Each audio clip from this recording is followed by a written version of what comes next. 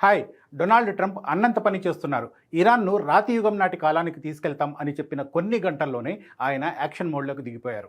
ఇరాన్లోని మౌలిక వసతులపై దాడులకు దిగుతున్నారు.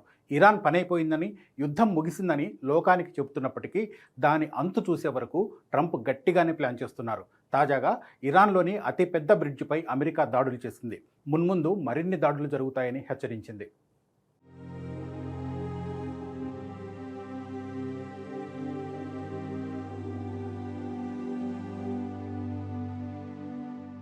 ప్రధానంగా ఇరాన్ మౌలిక వసతులను లక్ష్యంగా చేసుకుని అమెరికా సాగిస్తున్న దాడులు ఆ దేశాన్ని కోలుకోలేని స్థితికి నెట్టేస్తున్నాయి.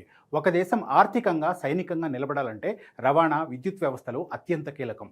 సరిగ్గా ఆ మూలాలనే దెబ్బకొట్టి ఇరాన్ వెన్నెముక విరవడమే ట్రంప్ అసలు వ్యూహంగా కనిపిస్తోంది. ఇరాన్ గర్వకారణంగా భావించే ఆ దేశపు అత్యంత ఎత్తైన వంతెనను అమెరికా దళాలు క్షిపణి దాడులతో ధ్వంసం చేశాయి. గురువారం ఉదయం అమెరికా, ఇజ్రాయెల్ సంయుక్తంగా ఈ వంతెనపై విరుచుకుపడ్డాయి. ఈ భీకర దాడిలో 8 మంది ప్రాణాలు కోల్పోయారు. దాడికి సంబంధించిన దృశ్యాలను ట్రంప్ సోషల్ మీడియాలో పోస్ట్ చేశారు. వాస్తవానికి ఈ వంతెన ఇంకా నిర్మాణంలోనే ఉంది.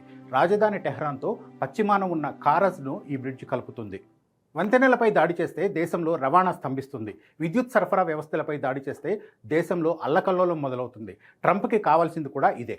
వంతెనలో లేకపోతే ఇరాన్ తన క్షిపణులను లేదా భారీ యుద్ధ ట్యాంకులను సరిహద్దులకు తరలించడం అసాధ్యం. అలాగే నిత్యావసర వస్తువుల రవాణాపైన కూడా ప్రభావం పడుతుంది. ట్రంప్ హెచ్చరికలు కేవలం రవాణా వ్యవస్థలకే పరిమితం కాలేదు. ఇరాన్లోని ప్రధాన విద్యుత్ ఉత్పత్తి కేంద్రాలను కూడా ధ్వంసం చేస్తామని ఆయన బాహాటంగానే ప్రకటిస్తున్నారు. ఒకవైపు దేశమంతా అంధకారంలోకి వెళ్తే మరోవైపు రవాణా మార్గాలు మూసుకుపోతే ఇరాన్ పాలకులు తమ ముందు తల వంచుతారని అమెరికా భావిస్తోంది. అమెరికా చేస్తున్న ఈ ఇన్ఫ్రాస్ట్రక్చర్ వార్కు ఇరాన్ కూడా అదే స్థాయిలో స్పందిస్తోంది. తమ దేశంలోని అతిపెద్ద వంతెనను కూల్చేసినందుకు ప్రతీకారంగా గల్ఫ్ ప్రాంతంలోని 8 కీలకమైన వంతెనలను తమ హిట్ లిస్టులో చేర్చినట్టు టెహ్రాన్ ప్రకటించింది. దీన్ని బట్టి ఈ ప్రాంతంలో యుద్ధ జ్వాలలు ఇప్పట్లో ఆరేలా కనిపించడం లేదు. పైగా మరింత తీవ్రమయ్యే సూచనలు కనిపిస్తున్నాయి. గల్ఫ్ దేశాల మధ్య వాణిజ్యం, ప్రపంచవ్యాప్త చమురు సరఫరాకు ఈ వంతెనలు చాలా కీలకమైన మలుపులు. ఒకవేళ ఇరాన్ ఈ వంతెనలపై ఎదురుదాడి చేస్తే ప్రపంచ ఆర్థిక వ్యవస్థే కుప్పకూలే ప్రమాదం ఉంది. అయినప్పటికీ ట్రంప్ తన మొండితనాన్ని వీడడం లేదు. ఇరాన్ను ఒక ఆధునిక దేశంగా కాకుండా అన్ని రకాల వసతులు కోల్పోయిన ఒక బలహీన దేశంగా మార్చడమే ఆయన లక్ష్యంగా కనిపిస్తోంది. ఒకవైపు యుద్ధం ముగిసిందని ప్రకటిస్తూనే మరోవైపు ఇరాన్ ఆస్తులను బూడిద చేయడం అనేది Trump mark maximum pressure politics. ఒక దేశాన్ని ఆక్రమించుకోవడం కంటే ఆ దేశాన్ని ఆర్థికంగా, మౌలిక సదుపాయాల పరంగా దశాబ్దాల వెనక్కి నెట్టడం సులభమని ట్రంప్ భావిస్తున్నారు. అందుకే ఎనర్జీ సెక్టార్, కమ్యూనికేషన్ టవర్లు, కీలక రవాణా మార్గాలను ఆయన టార్గెట్ చేస్తున్నారు. ఈ విధ్వంసకర వ్యూహం ఇరాన్ పాలకులకు పెద్ద సవాల్గా మారింది. దేశవ్యాప్తంగా నిత్యావసరాల సరఫరా నిలిచిపోయి ప్రజల్లో అసహనం పెరిగేలా చేసి లోపలి నుండి తిరుగుబాటు వచ్చేలా చేయడం అమెరికా ప్లాన్లో భాగమే.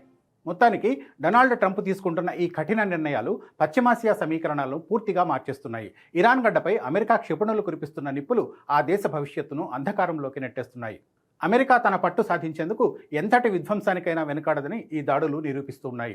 అగ్రరాజ్యం వేస్తున్న ఈ ఎత్తుగడలతో ఇరాన్ నిజంగానే రాతి యుగంలోకి వెళ్తుందా, లేక టెహ్రాన్ చేసే ప్రతీకారం గల్ఫ్లో మరో మహాయుద్ధానికి దారితీస్తుందా అన్నది ఇప్పుడు ప్రపంచ దేశాలను కలవరపెడుతున్న అంశం.